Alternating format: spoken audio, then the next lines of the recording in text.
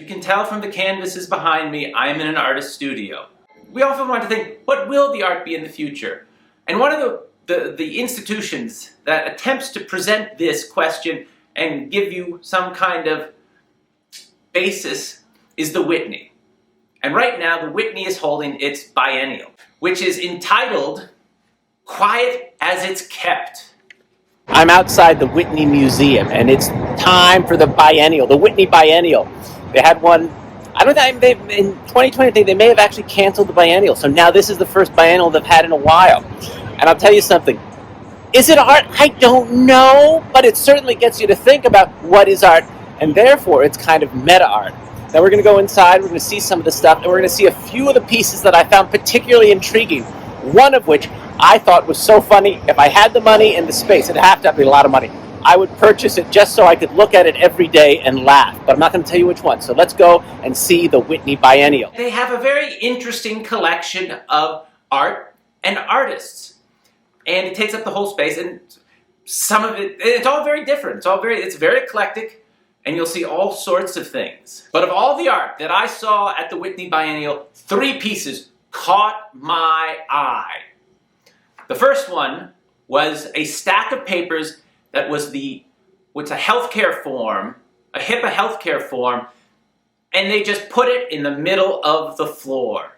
Most people just looked at it and walked away. Because the Whitney did have someone monitoring it. But that did not deter everyone. The second piece that I liked was these tables of coins. They were just tables of coins. Yes, 5 tables of coins right next to each other with lots of coins on them, from what appears to me to be from many countries. And as I was told, the coins were arranged in a very particular fashion. I have a jar of coins. Could that be art? Well, it might be. And I, in fact, did put them into the jar with some kind of order, as in when I got each coin as change. What did this man do? There was really no craft in it. He conceptualized it. Now, I suppose the term conceptualizing is now a very used term in the art world, and all you have to do is think about it.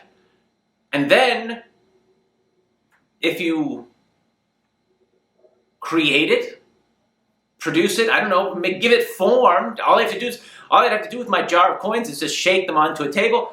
I could have it as an art piece. Now, probably someone would say, well, you're plagiarizing. Have you ever taken a cup of coins and just dumped it on your table? You're an artist, at least as far as this man is concerned. But I will tell you, it was fun to look at.